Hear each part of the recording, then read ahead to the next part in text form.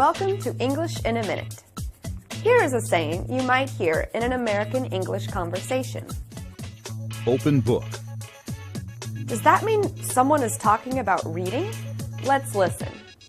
You never have to wonder how Megan is feeling. It's so easy to read her emotions. She's an open book. You are so right. She is easy to read. You can always tell if she's having a good day or a bad day. When you say someone is an open book, you mean the person's emotions or thoughts are easy to understand, or, as you just heard, easy to read. A person who is an open book does not hide secrets well. If you have a friend who is easy to read, you can call him or her an open book. And that's English in a Minute. Welcome to English in a Minute. Here's a colorful expression we use often in American English. Out of the blue. How can you get something out of a color?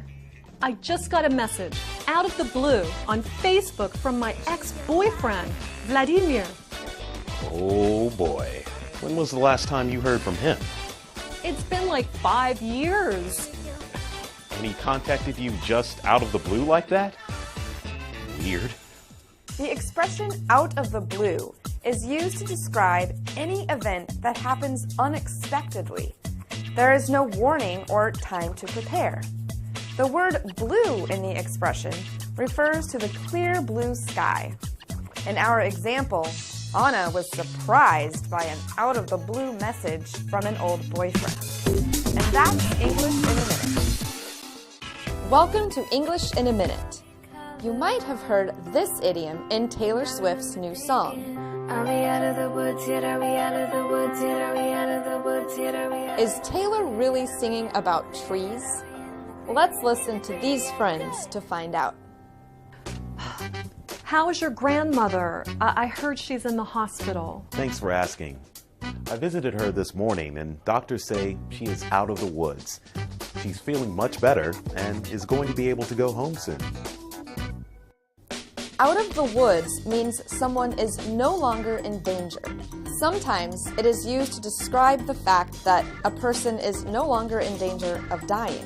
But it can also be used when talking about a person or even a company that has gotten out of a difficult situation. And that's English in a Minute. Welcome to English in a Minute. When you're listening to American English, you might hear this phrase. Out of your mind. Is someone who is out of their mind thinking straight? I just got 2 tickets to see Paul McCartney in concert. Want to go with me? Oh my gosh, that would be so cool. How much were the tickets? $200. I bought them from someone, so I had to pay a little more. Whoa, are you out of your mind? Sorry, but I'm not going to pay that much. Out of your mind means you were a little crazy or not thinking straight. This is an informal saying. Sometimes it can be said in anger, but you can also say this to a friend in a humorous way. You must be out of your mind. And that's English in a Minute. Welcome to English in a Minute. Be careful when using this idiom. Over the hill. My friend's 40th birthday is this weekend. As a present, I think I'll get her a funny over-the-hill t-shirt I saw at the store this weekend. Are you serious? I don't care how funny it is. Nobody wants to think of themselves as over the hill. You're right, I know. Instead, I'll get her a Life Begins at 40 coffee mug.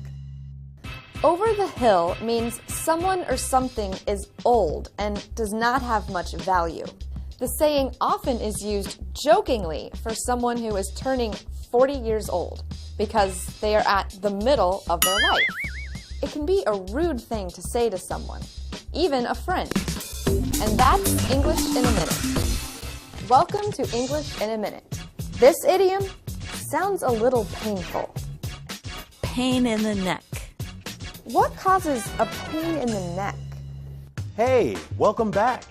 How was your trip? It was great until I missed my flight home. Missed your flight? How did you get back home? First, I took a 12-hour bus ride. Then, I took a train the rest of the way. It was a major pain in the neck. Wow, and you came straight to work. If something is a pain in the neck, it is generally something that is very annoying. You would rather not deal with whatever is causing you a pain in the neck. For Anna, her return trip turned out to be a big pain in the neck. Literally. And that's English in a minute. Welcome to English in a Minute.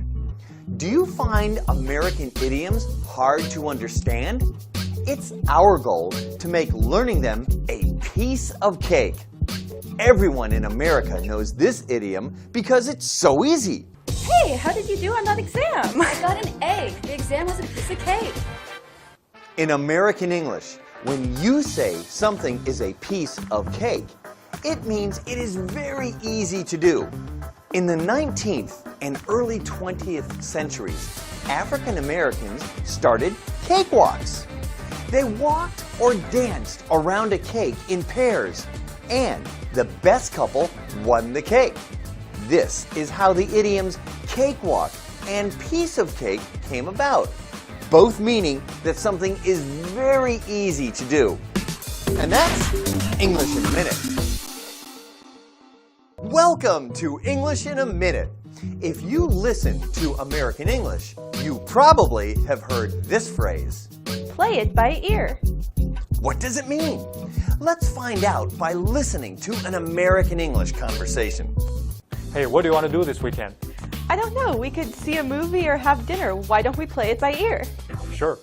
Play it by ear means you aren't going to make a firm plan, but will decide what to do as you go along. This idiom has a musical meaning too. When you don't have the written music for a song, but you play the notes that you think you've heard, you play it by ear. So, when you are in a situation where you make a plan as you go, you're playing it by ear. And that's English in a Minute. Welcome to English in a Minute. There's a good chance you have heard this Lady Gaga song.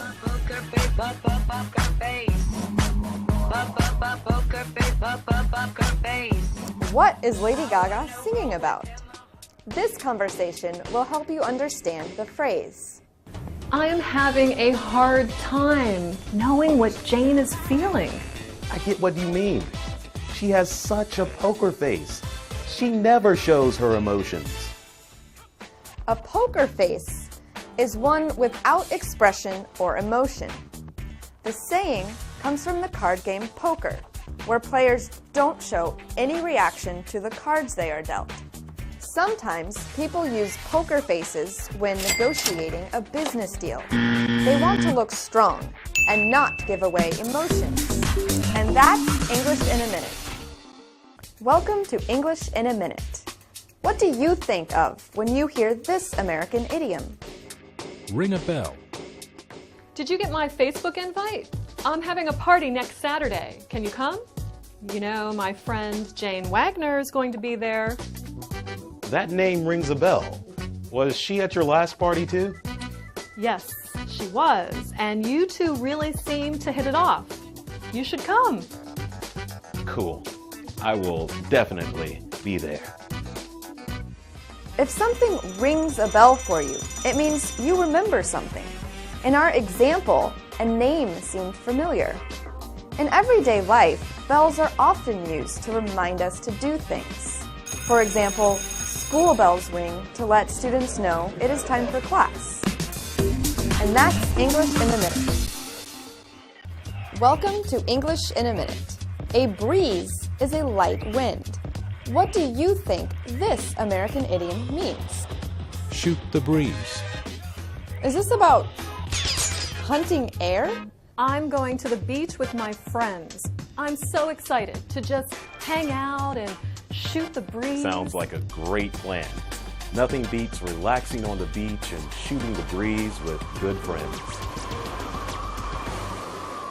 This expression comes from the Old West, when cowboys would fire their guns in the air at nothing, just for fun. These days, shooting the breeze actually has nothing to do with shooting guns. If you say you are shooting the breeze, you are talking about things that are not very deep or important. And that's English in a Minute. Welcome to English in a Minute. Ice skating is a popular winter activity around the world, in places where it gets cold enough to have ice. Here's an American English idiom that relates to ice skating. Oh, I'm thinking about calling in sick to work. I just don't feel well. But I've already missed a few days this month. Well, you don't want to miss too much work. You could be skating on thin ice with your boss. Skating on thin ice means you are doing something that could get you into trouble. The expression comes from skating outdoors in the winter on a frozen lake or pond. Skating on ice that is too thin is dangerous. In this example, missing too much work could get you into trouble. And that's English in a Minute. Welcome to English in a Minute. When you listen to American English, you will probably hear this idiom. Sleep like a rock. How does a rock sleep? Let's listen. I remember you said you were getting a new bed last weekend. How do you like it? I love it. My old bed totally bit the dust. But the new mattress is great. I slept like a rock last night. That's good to know. I have not been sleeping well at all lately. Maybe I should think about getting a different mattress too. If you slept like a rock, you slept very well. You can't wake a rock because it's not alive. You can also say you slept like a log to mean the same thing. And that's English in a Minute. Welcome to English in a Minute. If you have ever heard people saying goodbye in American English, you probably have heard this.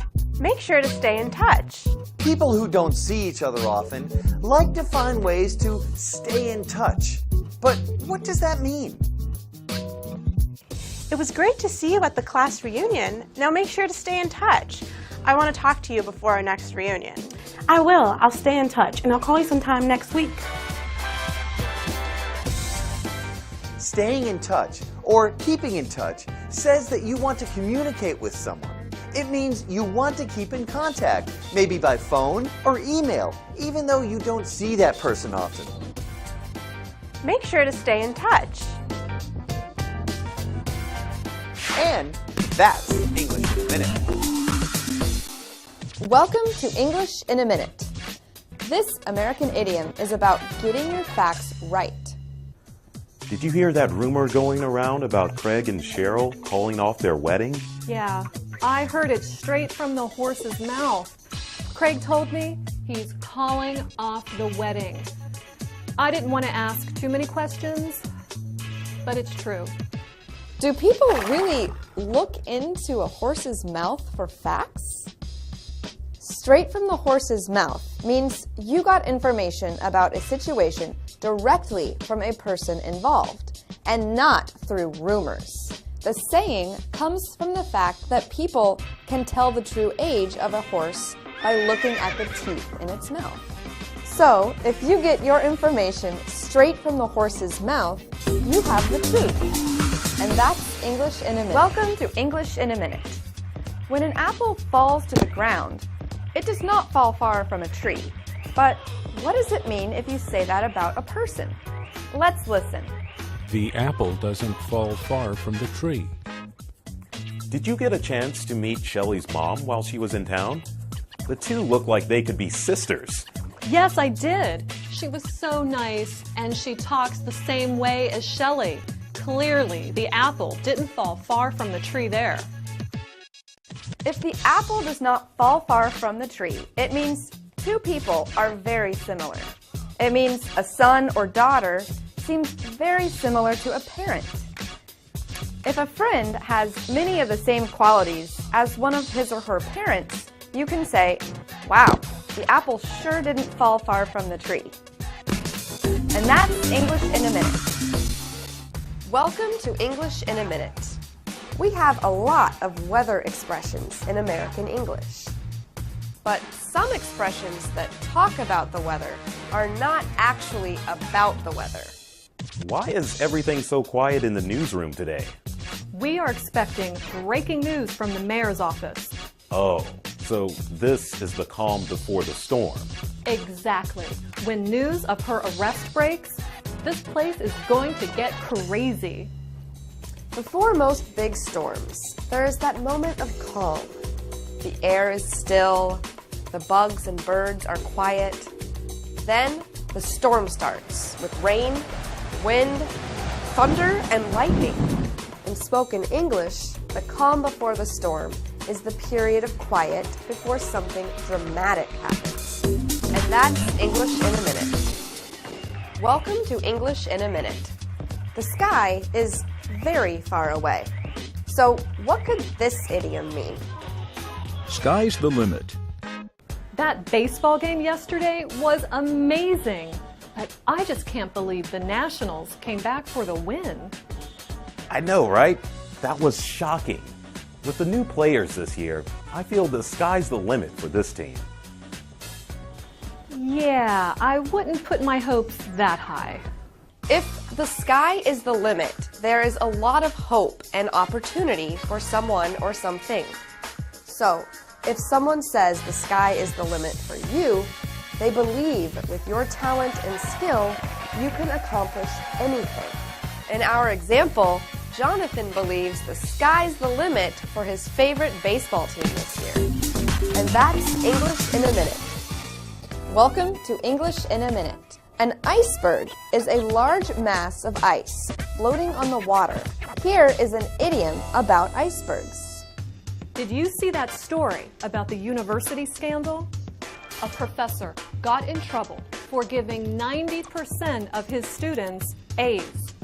Some hadn't even come to class all semester. It's a huge scandal. That's probably just the tip of the iceberg. I bet there are more teachers and maybe even administrators involved. If something is the tip of the iceberg, it's a small part of a much larger issue. Most of an iceberg is actually underwater. A bigger danger is below the surface. People usually use this idiom when talking about a problem. And that's English in a Minute. Welcome to English in a Minute. Butterflies are some of the most beautiful creatures in the world. The way they float along in the air is so lovely. But what does it mean to have butterflies? Let's see how to use this phrase in a conversation. Hey Anna, how did your presentation go yesterday? Oh, it went well, but I had butterflies in my stomach the whole time. Speaking in front of a large group of people like that always makes me nervous. To have butterflies means you feel nervous or excited about something. You might know the feeling of having butterflies in your stomach before a very important event. You can have butterflies before a big test, when you're on a first date, or like Anna, during a presentation. And that's English in a Minute. Welcome to English in a Minute. Sometimes American English doesn't seem to make sense like this. I'm under the weather. Under the weather. What could that mean? Are you okay? Not really. I think I'm a little bit under the weather. You should go home and get some rest. Yeah, I think that's a good idea. If you stand under the weather, you might have a dark storm cloud over your head, and you might not feel very well. When you say you are under the weather, it means you are sick or not feeling well. This phrase comes from sailors at sea. If a ship was in bad weather and its sailors were sick, the crew would go below deck to get out from under the weather to try and feel better. And that's English in a Minute. Welcome to English in a Minute. This expression sounds as if we're flying in the sky. Up in the air. But does this actually mean we are floating above the ground? So your cousin is graduating from high school this year. Has she decided on a college? She hasn't decided on anything yet. All her college plans are up in the air. She doesn't even know what she wants to study. She had better get on it. If something is up in the air, it is undecided and uncertain. If an object is floating through the air, it is hard to know where it is going, which is where this expression comes from. In the past, people just said in the air. But in the mid-1900s, we added up, making it up in the air. And that's English in a minute. Welcome to English in a Minute. Here's a common saying in American English. Up the creek without a paddle. I wonder if that means things are going well for someone. Let's see. Jane was all ready to buy that new car. She had the money saved up for it. I heard that too, but then she needed the money to fix up her house instead. She is up the creek without a paddle when it comes to getting that new car. Being up the creek without a paddle means you are in a bad situation. There is no easy way out. Because if you're on a boat, on a creek, without a paddle to help move or turn, you can't go forward. It describes a situation in which someone wants or needs to act, but cannot. And that's English in a Minute. Check out our website at learningenglish.voanews.com. Welcome to English in a Minute. We all have our own ways of waking up in the morning. But is this expression really about waking up in the morning? Wake-up call. I can't believe my roommate. Why? What's up? She buys everything with her credit card. She's already $20,000 in debt. Ouch. Living off credit is a bad idea. She needs a wake-up call.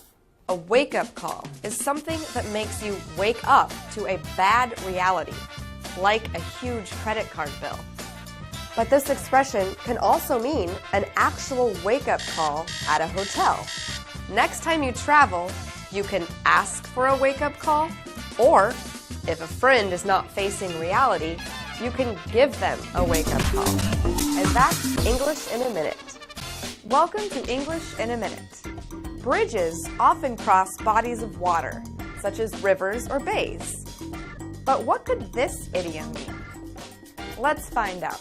Water under the bridge. I can't believe I forgot about your birthday. I am such a bad friend. Don't worry about it. It's water under the bridge. I promise I won't forget again. Next year, I'll be sure to get you something extra nice. People use the idiom water under the bridge to express that a past event cannot be changed. You can't control the natural flow of water, just as you can't go back and change the course of a past event. Jonathan tells Anna not to worry about forgetting his birthday because it's water under the bridge. And that's English in a Minute. Welcome to English in a Minute, where we teach you all about idioms in American English.